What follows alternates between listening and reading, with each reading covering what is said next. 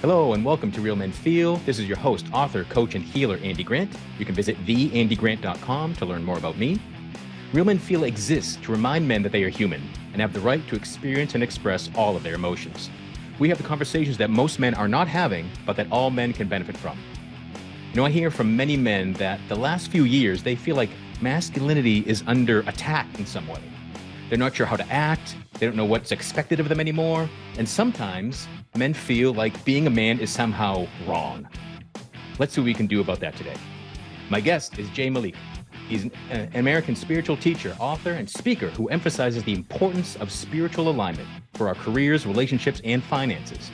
His mission is to empower men and women to develop healthy and prosperous relationships. Malik has a knack for addressing the heart of relationship dynamics with his insights and intuition. His personal journey of spiritual development inspired him to share his insights as a mystic, and he teaches others the science and math of spirituality that is often lost in modern religion. Welcome to Real and Feel, Malik. Thank you for having me.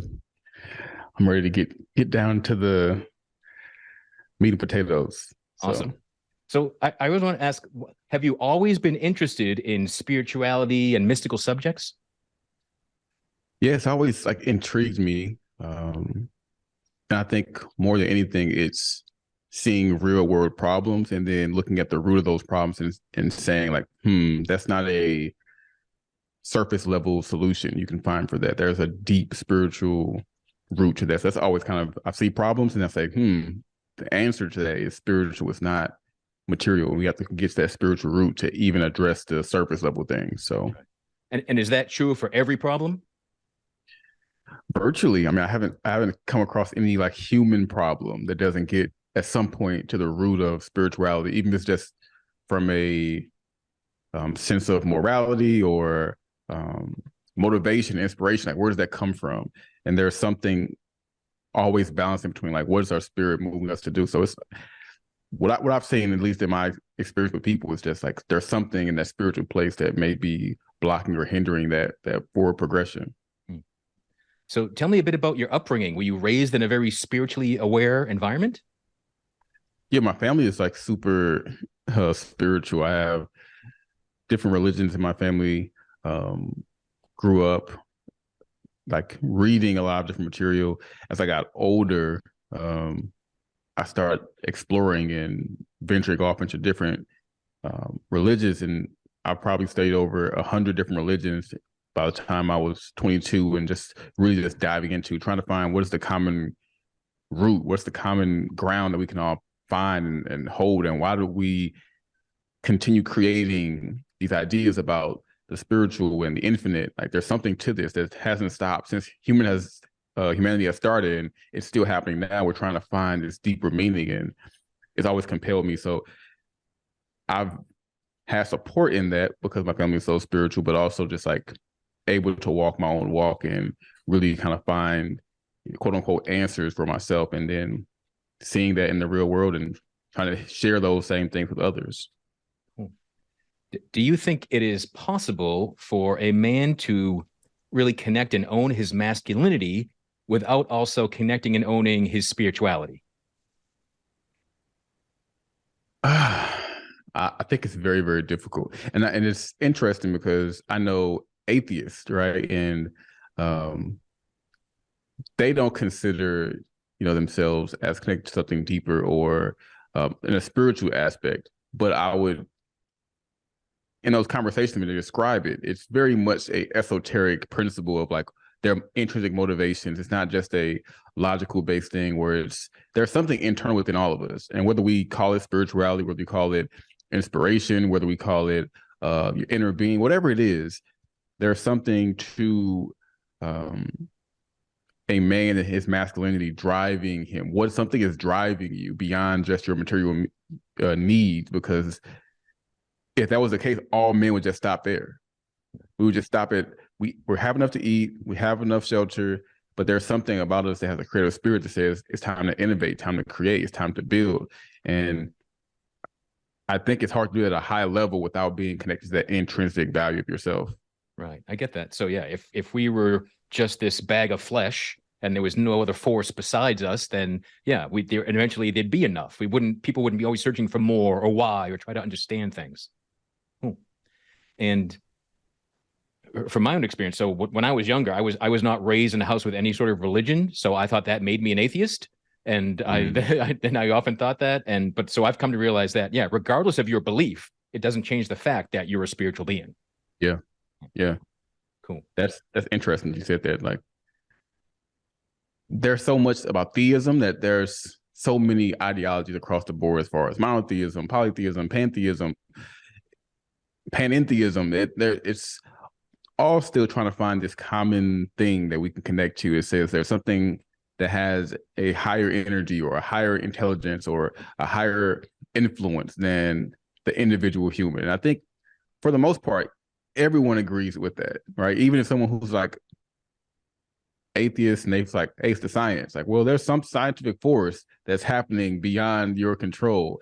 And so we all can recognize this energy that's beyond us. And I like working with the simple things. As far as we can all agree on that, then we all kind of believe the same thing. Now, what you tell yourself about that or what stories you have about that to explain it, that's everyone's prerogative, right? That's just part of the human story, to create stories, to understand things. But if we all understand the feeling of being driven by something beyond us, that's what's most important. Cool. Yeah, I keep finding that especially quantum physics, science in general is catching up with spirituality, keeps proving more and more. And, the best scientists realizes that they don't know everything. And so science keeps expanding and learning more. And yeah, I just see it catching up as opposed to so people that say, oh, it needs to be proven by science. I'm like, well, great. You can wait a few hundred years to have all you want to believe proven, or you can just accept it. Or, I tell people like, well, what if the spiritual aspect was true? Would that change how you live day to day? Right? Yeah. Yeah. I do like that thing of like science catching up to spirituality. I think a spirituality, a science that has yet to be explained. Mm. Right? All the spiritual energies, we talk about metaphysics and how life is formed. And it's interesting how the scientific world it's a mirror, it's like the esoteric and the exoteric coming into form at the same time. And we have this new enlightenment, and all of a sudden you also have new things in engineering, technology. Anytime in history you look back when there was a great spurt of spirituality or new consciousness to the people, there was always new advances scientifically or technology based. And we're in that same space now. We're introducing quantum computing and AI intelligence and machine learning. All these things are coming into form, and they're here to help facilitate the new spiritual energy is going to be understood maybe in 100, 200, 500 years. But to your point, it's already here. It's already true. We have to have the science to understand it, which may take us, we're a lagging indicator behind what is actually true spiritually, which is why we have to have faith, because we're given things that we can't yet understand. So it's just like, hey, you can accept this or reject this, but it's more easy if you just take it in now and let the science play out, because it will, but just a matter of time, Yeah, I love that. I've never thought of that term, lagging indicator. So yeah, humanity is a lagging indicator to the kind of the big picture, it seems. Yeah. But hopefully that as as the rate of change and technology keeps speeding up faster and faster, hopefully our awakening and our awareness, our consciousness is doing the same. That's the gap, right? Yeah. What are some specific things that you see keeping men from embracing their masculinity and kind of who they truly are? That's a tough one. I mean, that's a big one. On a collective level, I would say we have this lagging energy behind the last 50 years, last 100 years. Like stepping into adulthood as a man, you don't necessarily consciously know that you're absorbing so much energy that has nothing to do with you. You're observing culture that's been formed as you were getting older. You get thrusted into it. For the last 100 years, we've had a real dynamic change between masculine and feminine, men and women, gender roles, gender identity. All these things are kind of becoming less stable, more fluid, and there's questions around things. There's people wanting to destroy some aspects of some things. There's a lot of confusion. We're like in a great gray area right now. And so if you're a young man who's being born into the society and versus maybe 100 years ago, where what was expected of you as a man was very, very much told to you. It's like, this is what we expect of you. We're going to prepare you for this. So when you get of age, you understand what you have to do and move forward. Now, because of the cultural shifts, the cultural dynamics that have happened, that almost say like, hey, we don't really need men, or we don't want men to be in these situations. We want women to have more power. And, we could say that's all fine and dandy. The issue is when it comes to, partnering up or choosing a mate, there are still things that are primal, like wired in women to want certain aspects of masculinity. And there are certain aspects of men who look for certain aspects of femininity. And if you don't prepare men, you put them in situations where they're ill prepared in mating, and that is causing so much friction to the gender identity and the gender roles. And so you still have some of the base things like sex, food, like our primal needs are still there. So I'm unprepared, but I still have these same primal needs. And I have a culture that is becoming more sexually liberated or inexclusive. Then you thrust men into a sexual marketplace where sex is a coping mechanism. And that just goes down another rabbit hole of like, okay, well, this is, the base of manhood is fatherhood, essentially. Like fatherhood is essentially being a husband and a father, the two most important jobs a man has. And then if we're not prepared for those things, then it's not only that you're not prepared for fatherhood or to be a husband, it's that the lack of preparation leads you to other things that you wouldn't normally be doing if you were preparing for husbandry and fatherhood. So it leads to addictions and dark vices and just a dark road. And by the time someone can maybe try to figure out their path or their way, there are so many men who are being displaced, not just financially, but mentally, emotionally, because then life gets harder. Life doesn't get easier the more burdens we get. And so manhood is a burden that is, meant to be a journey that you're climbing and you're getting better and getting better. But the burden doesn't stop if you're not getting better. So there are a lot of men who are facing more burden and they haven't gotten better and they haven't been trained how to get better.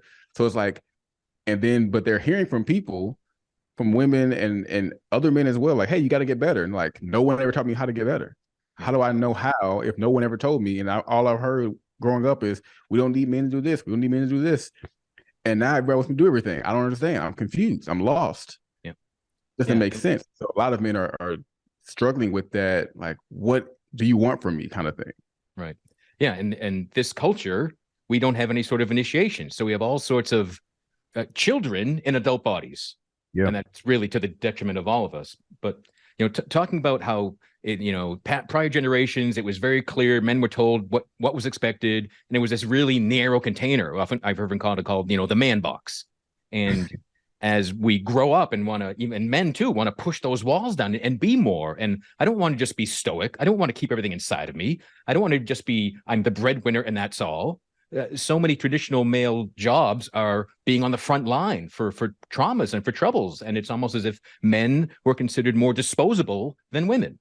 Yeah. So I think that falling away is great. And what it means is that man box, what it means to be man, keeps growing and growing, getting wider.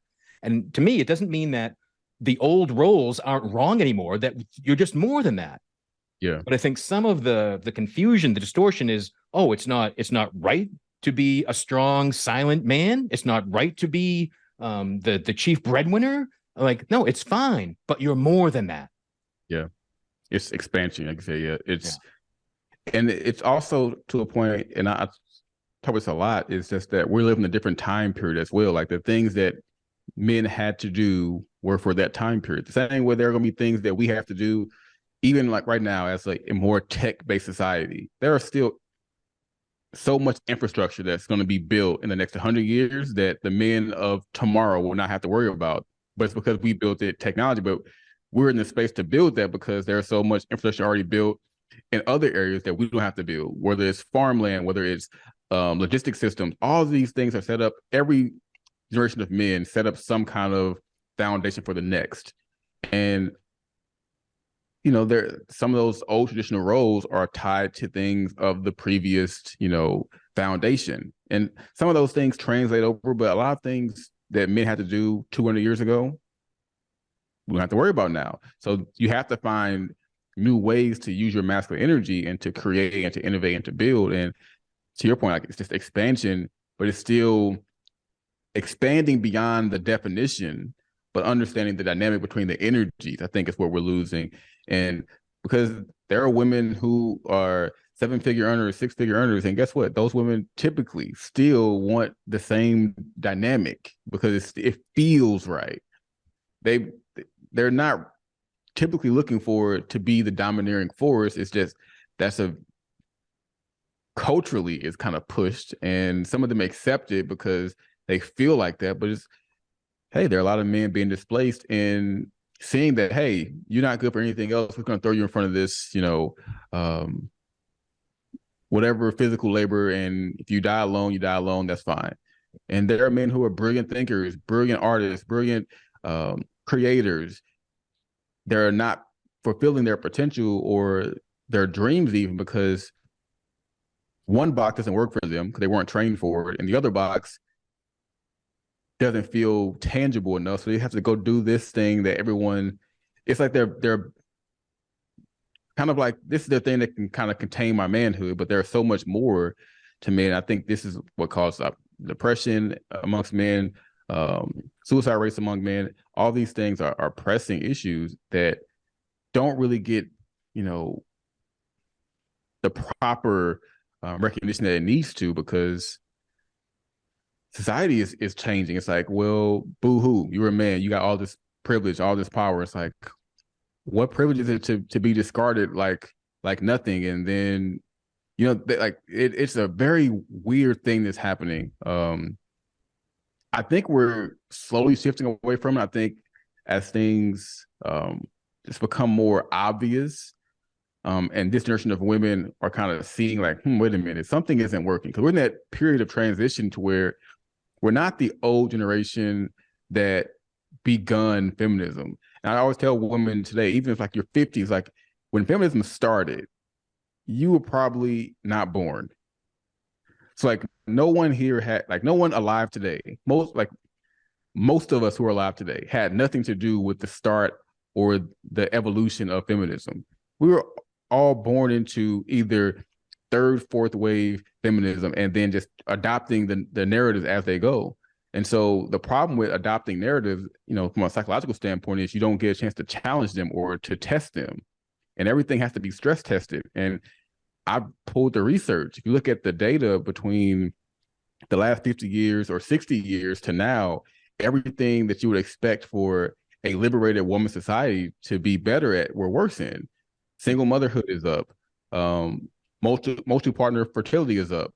The amount of women who are contributing 50% or more of the income to the household is up. So it's like all this liberation and the family unit is actually degrading. Divorce rates are up. So what is getting better from this? It's not the fact that women having rights or women having this is wrong. That has nothing to do with it. The thing is the energy input and how we are constructing the narrative of that boy is a boy until he becomes a man, then he's bad. The minute he becomes an adult, then he's bad. And it's like, it's a gradual process. At 5, you're cute. At 10, it's like, okay. At 15, you're a threat. And as you get older and older and older, you're less likely to be supported or nurtured in any kind of way. And so what happens when you have a generation of men who have been unsupported, under-nurtured, and under-trained? And then they get blamed for a culture they didn't create. So it's like a very, very, it's difficult for a man and if that man doesn't have a father or male role models in his life, how does he find help? And this is great. We have platforms like this that can, hey, we're human. Like, men are human. We do have emotions. We do have aspirations, visions. We have things we want to do and accomplish and see. And it's important. The same way it's important for women to be empowered and women to know they can expand. It's important for men to have that too. And it doesn't, you can't blame the men of today for the men of 1,000 years ago. And if there's so much trauma to that hasn't been healed properly, that it's like, oh, you have all this privilege, you're a man. It's like, being a man is hard. I don't know who told you it wasn't, but being a man is pretty difficult. Being is difficult, but being a man is still has its own set of challenges. The same way being a woman has its own set of challenges. Yeah. I see lots of women who are successful, especially in business or finance. They often they take on a lot of masculine energy, and often it's a lot of distorted energy. So they'll often be called a bitch in the job because they're trying to be the aggressive leadership of a man, and they're that distorted figure. So they're quiet. They're not asking for help. They're trying to, they're acting like they got everything figured out, like is the greatest mask that men have worn for generations. Like, no problem here. Leave me alone. Right. And so, but there's still that feminine side still exists. So in a relationship, they really still do want to be supported, being taken care of. And men want that too. But it's always been so much shame for you to say, like, I'm struggling. I often say that the bravest thing you can do sometimes is to ask for help. Vulnerability. And now, hopefully, that's more open, and men can actually be rewarded for asking for support and support each other and get support from women. But yeah, it's all very nuanced. And I said everything goes by pendulum swings. Yeah. And so we've had masculine being called toxic, and now we're swinging the other way. And hopefully, there's a settling point where everyone can just be. And the labels and definitions just all fall. We just let everything be nice and nebulous. Just are you a happy, content human being? Great. Let that be the goal. That's my goal for all of our goals, for our lagging indicators to lead to happiness. It's so much resistance, talk about the strong woman. I call it pink masculinity, because women do mimic masculinity in certain spaces. If you talk to that woman behind closed doors, that's not how that woman. I've talked to countless business women. I've coached them. I've mentored them, and some of them feel like they have to have some things in a forward-facing way that's masculine. I think even that's starting to change, where it's like, hey, women can be women in certain spaces and create a feminine aspect to that. But no one wants to hold that masculine frame. And it's certain spaces were created with certain energies. And if we realize that, hey, we can all create our own space within ourselves, if we understand that process, which goes back to why I go back to the spiritual thing, right? It's like, it's not even a man-woman issue. It's just like everyone has got to heal and be aware of the conditioning, because there's levels of healing, because there's personal healing. But if my personal healing conflicts with the collective healing, and I don't know how to differentiate between the conditioning of the collective and my own condition, there's going to be some conflict, because I think I'm healed, but I'm also aligning myself to this collective trauma, this collective narrative. And that's what I've talked about all the time, and more recently about tribalism and the identity and group identity becoming so pervasive in today's society. And I think it's a dying ideology to have group identity, because it really is for lack of a better word, to be a slave to who you think you are. And it's like to be a slave by group definition.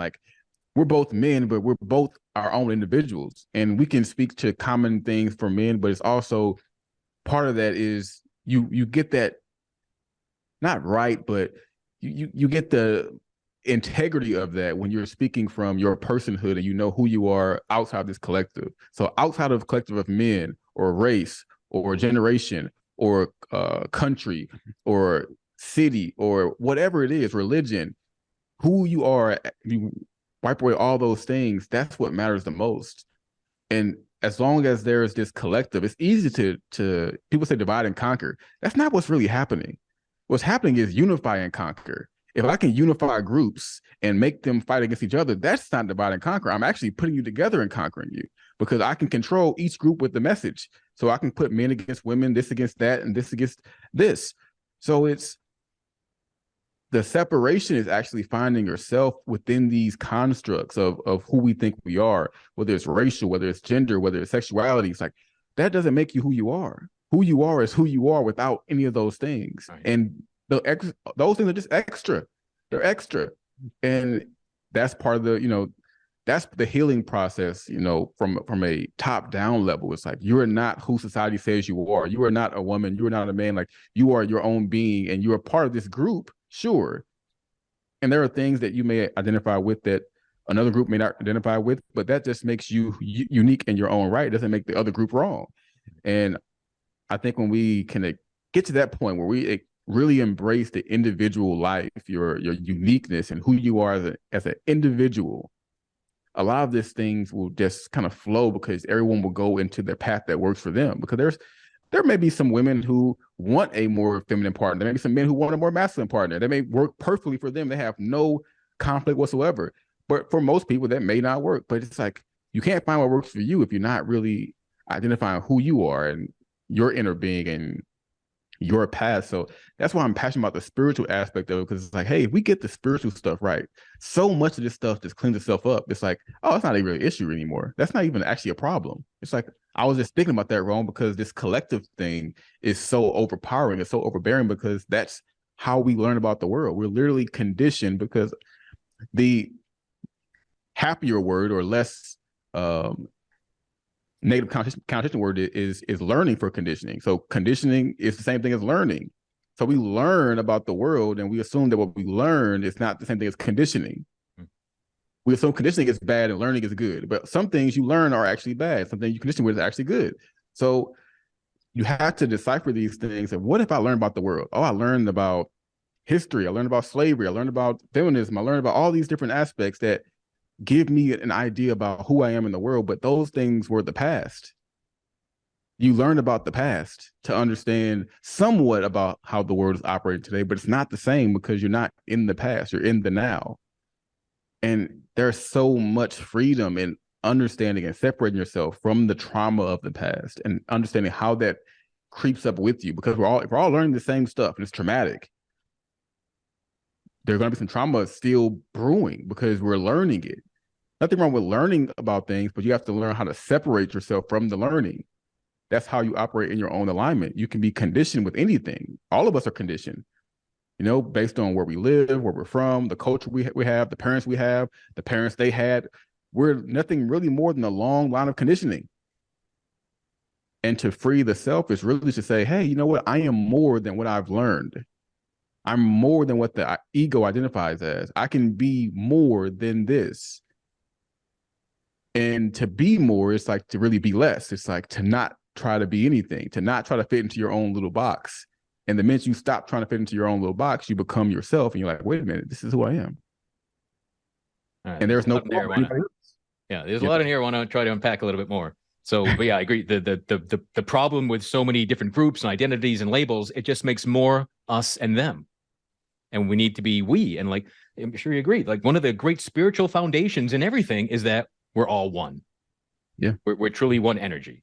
And, you know, I believe, you know, we're all God in physical form, having individuated experiences of this mass collective energy. Yeah.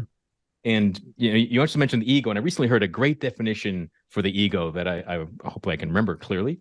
But I think it was Marianne Williamson, I heard in her lecture, say that the ego is our self-hatred masquerading as our best friend. That's deep. Yeah. I was like, I've never heard it phrased that way. That really made me pause, like it just did for you. Besides us all being one, what are some just spiritual truths that you've experienced and found to be true that you wish more people knew?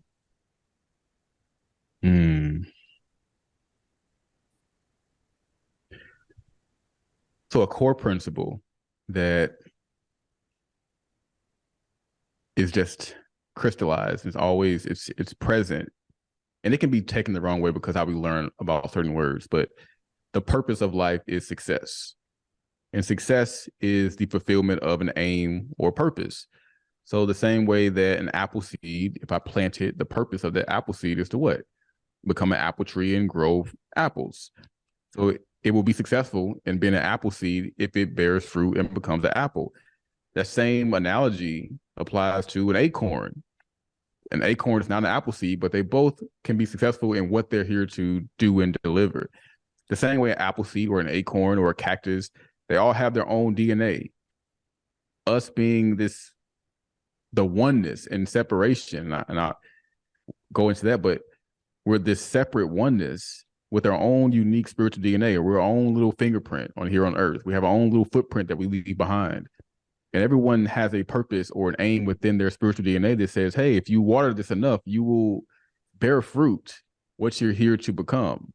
And we're not always aware of what that actually is in the long term, but it's a feeling process. We feel ourselves into it. We align ourselves into that. And no matter where we are in life, whether you're up, whether you're down, whether you're sideways, whether you're upside down, inside out, there's always a path leading you to that ultimate success for you, that ultimate purpose and fulfillment, and things that make you feel alive, that remind you that you're alive, that remind you you're here having a human experience that's unique to like no other. And aspiring to be that or walking that path is just takes one, the awareness of saying, hey, there's something more for me. There's something here for me to bear fruit because I'm here for a reason in this time period, in this universe for a reason. And as we walk into alignment and we get into, whether it's meditation, prayer, journaling, whatever technology you use, that's the purpose of life. So then the next course of action is understand that there are conditions, right? If I want to grow a cactus, I have to water it and treat it differently than I do if I'm going to grow an apple tree. So your own personal inner seed, your own spiritual DNA has to be cultivated by the right people, the right environments, the right energies. So part of your life, part of your responsibility to your life is understanding, are you being watered properly? Are you in the right environment? Are you in the right soil? And if you're not, there's an opportunity and you have that right to say, hey, I don't belong in this environment. I belong in somewhere else where it feels aligned. And the more you practice this and you start saying no to things that aren't fulfilling to you, you just naturally find your way. And the irony of that is there are so many spiritual doctrines, religions, and texts that all kind of point to this ultimate truth. They give you the rules that can maybe help you avoid some situations. And they're all trying to say, hey, if you just avoid this, you'll probably have something better for you if you avoid doing this or avoid doing that. But that's it. It's just everything is about you watering your seed and you being able to watch your flowers bloom, watch the fruit that you bear. And then, I mean, in some analogy, right, that becomes your children and your family, and you start to see your children and you want your children to bear fruit and you want to watch that blossom. And that becomes a different experience of watching life that's come through you, live and create life. That is a surreal experience to say, wow, wait a minute, I'm watching life unfold from me. And you're now becoming a part of this creator consciousness. You're almost taking on that, microcosm of God, watching his creation on earth, and you're watching it blossom and you're watching what comes from you. And we're all a part of this long chain. And it's the same way we talked about the conditioning field can be, so deep. So can the alignment, so can the love, so can the purpose. And we're just picking. And maybe we don't get to pick one or the other. Maybe we always do a little bit of both, right? But it's like we can do a little bit more alignment, a little bit more peace, a little bit more love, and a little bit less trauma, less fears, less doubts, less criticism, less hatred. We get to a place where people can live the life they're here to live without restriction, and everything will flow into proper space. Now that can get very utopian very quickly, but it's a difficult path as well. Because some things you want to do require discipline or require study or require long hours of practice, require sacrifice. And so part of you that you want to become is going to require a shift or something different than you're currently doing now, because it's challenging you to say, hey, you're better than this. You can become an evolved version of yourself, and that's going to create a ripple effect for generations. And as men, it's saying there's something in you that can be iconic. There's something in you that you may not even be the iconic figure, but maybe it's your grandson who sees what you did and say, wow, granddad did this. I'm going to take it to a different level. This inspires me. And there's nothing better for men than having men that inspires them. That is the gift of life, to be able to look at another man and say, wow, this man inspires me to become more, or to want more, or to dream bigger, or to love myself more. And then we can all be together. That's what brotherhood is about, right? Like if we can have brothers to lean on and say that, this is my brother and he inspires me to be better. that's what we need. And so there's this, long cycle. And if we're better for each other, then we're better for women. If we're better for women, then women become better for men. And we just become this infinite loop of becoming better. And that's what humanity is about. It's this innovation. We're creative beings that are trying to get to this point of nirvana. And maybe we never reach it.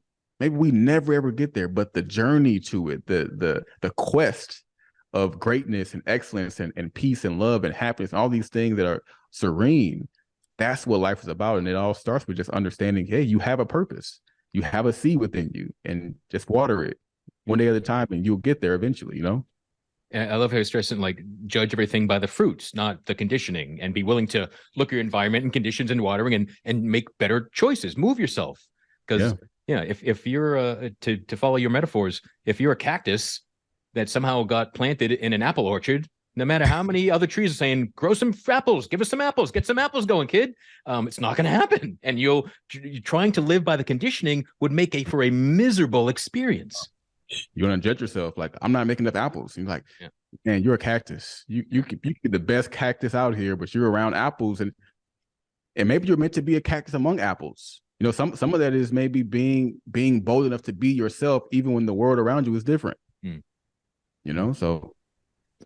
So I want to get back to focusing on masculinity as well. So what are some ways that one could begin to embrace their authentic masculinity?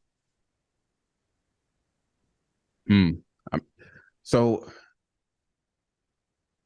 for me, I'll say that everything kind of doesn't really start. We're all three, or we can say three different beings, like the spiritual being, the mental being, the physical being. And they all align in some ways. One practical thing I tell a lot of men is like, you got to get up early. You got to rise early. And there's science behind it. The female hormone cycle follows the moon. It's 28 days. They have, their cycle. The male hormone cycle follows the sun.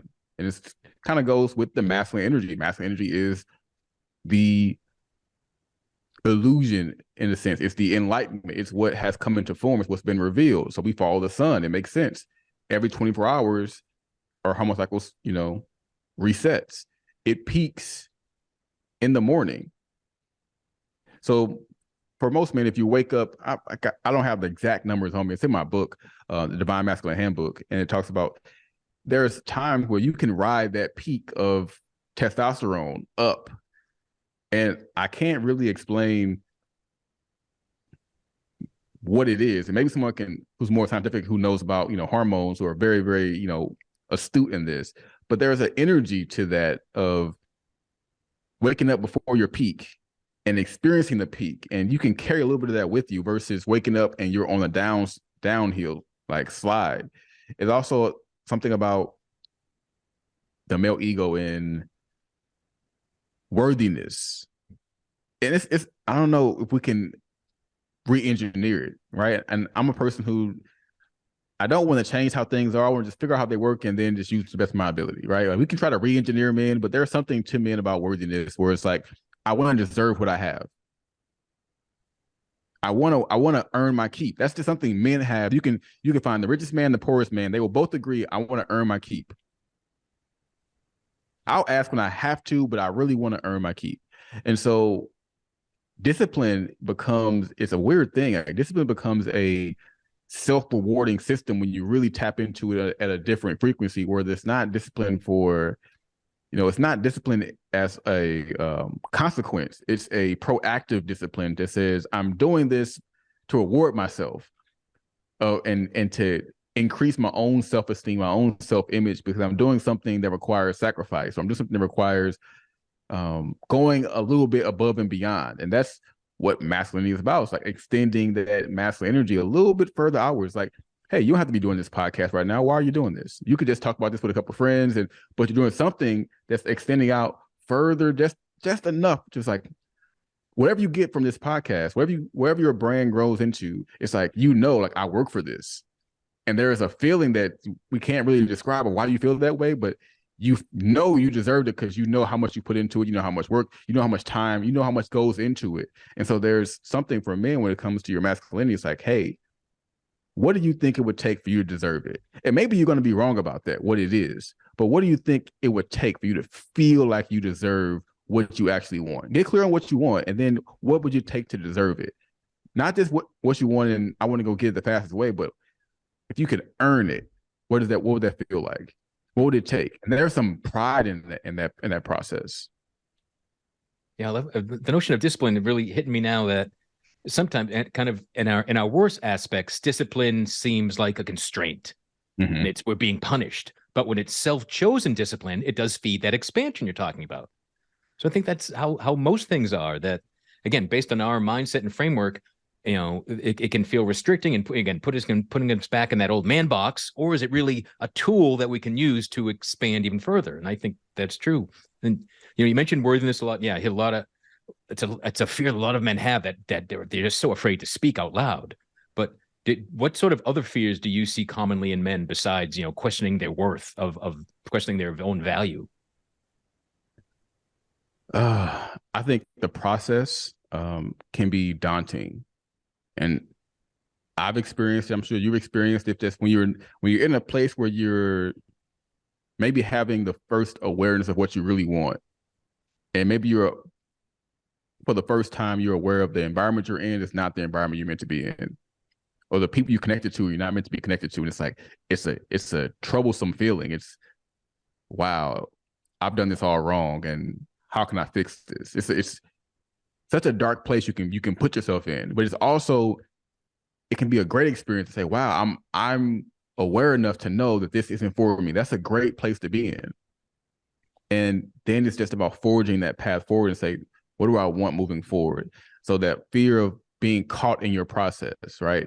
That's just part of the male insecurity, because we're based on externalizing things.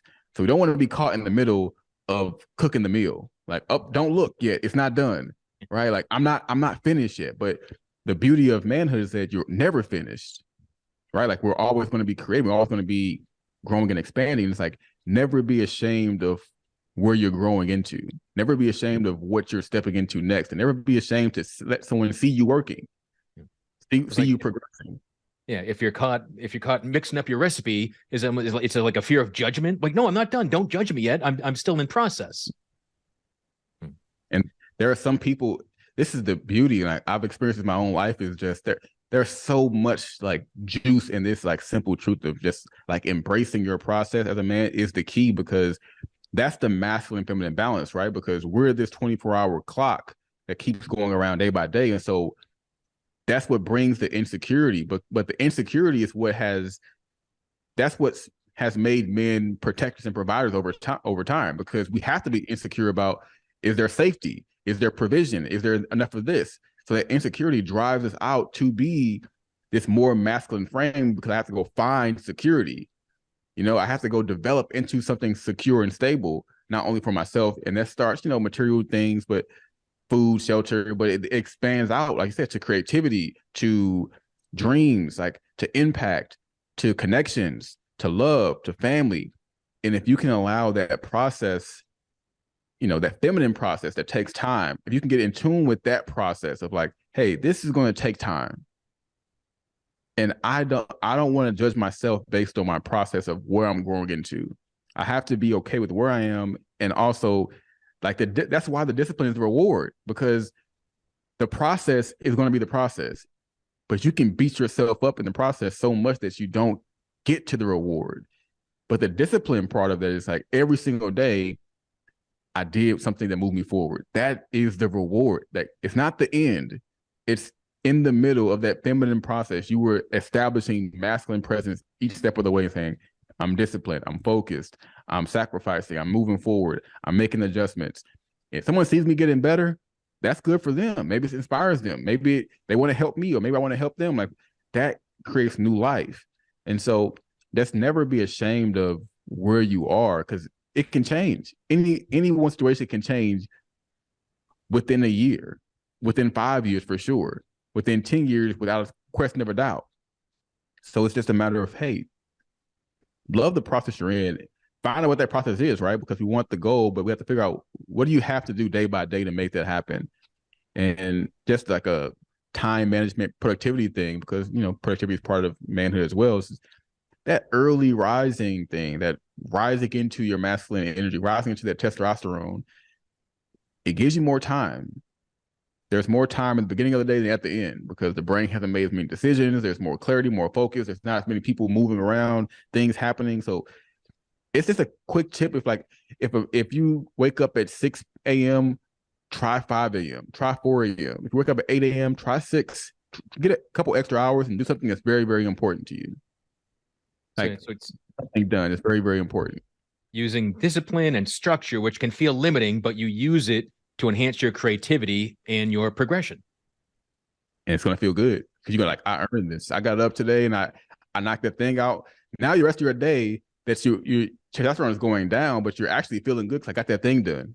Yeah. I finished that thing I was supposed to do. And if you're an author, start writing your book in the morning. If you're a videographer, start editing your videos, or a content creator, get up in the morning and edit that video you don't want to edit, and get that done first thing in the morning. Now the rest of your day is like, oh, well, I already won today. It's like, get a win under your belt as fast as you can, and then you're going to feel like a winner. Right. Do that positive momentum. Yeah. And enjoy your own fruits of that self-satisfaction and fulfillment at the result of your creation and your action. It's a self-fulfilling prophecy at that point. It's like, every day I'm a winner. Every day I'm a winner. No matter where I am in my process, I won today. Yeah. So if you see me today, I'm not ashamed that I'm still cooking, but I got the ingredients together today. I put them on the table. I got them mixed up, and tomorrow I'm going to put them in the oven. But just every day, get a win. You know, get a quick win. It's like cheating. It's an easy, like, brain chemistry thing. It just sets you up for success, because you're training yourself to see yourself as this person who's winning. You're in the process of becoming. You want to become it. Right. Yeah, I know. I've often had the experience of the goal or the person I want to be is so far away, and I'm only looking at that end result, and I'm like, well, I can never get there. But if I focus on, well, what can I do today? You know, get it an hour early. What positive thing can I do today to get me closer? And when we focus on that, just those small incremental steps towards our own success, we feel that level of success. We feel it. And it compounds. It's sometimes the thing we think is so far away is only a matter of consecutive work, right? Like, it may seem like it's 100 days away, and it could be 100 days away for the average person. But if you do it for 30 days in a row, you may get there faster. Yeah. And it's forever away if you take no action about it. It's always away. Yeah. Yeah. So it's closer each day, or it's infinite forever, depending on what you do. Which one do you want to pick? Yeah. Awesome. So Malik, I love this conversation. We're definitely have to talk again more. But what's the best way for people to learn more about you and connect with you? I'm on Instagram, YouTube, Facebook at J Malik Taught Me. I'm posting on there all the time, posting stories, live streams. So you can find me on there. I try to be interactive as I can with people. Just share what I've experienced, and mostly what I see. You know, I try to give a kind of a reflection of what's happening in the world and how that applies to the everyday life, and try to bring it back to the spiritual principle of, hey, there are things going on in life. This is why this is going on. And if you separate yourself from this and understand and learn from it, learn from what's happening out here, learn from, everything is here to a learning experience, it's a learning tool. So even the bad thing we talk about are just, oh, like, men and women are doing this, like, well, it's part of our evolution. There are going to be problems we have to solve. And it's like, okay, this is going on because of this. And what can I learn from this personally so I can apply this to my own personal life? So yeah, catch me on Instagram, mostly YouTube, at J Malik Taught Me, and, you know, we'll catch up. Cool. Well, thanks for talking to us today, Malik, and thanks everyone for joining us, listening in. Please visit realmenfeel.org, see the blog post for this episode. We'll have all the various links and resources that we discussed. Wherever you're discovering Real Men Feel, please subscribe, follow, like, share, comment. You know, share this episode with someone that you know would get some value from it. You can always reach out to me at realmenfeel@gmail.com. Always glad to hear from you. And until next time, be good to yourself.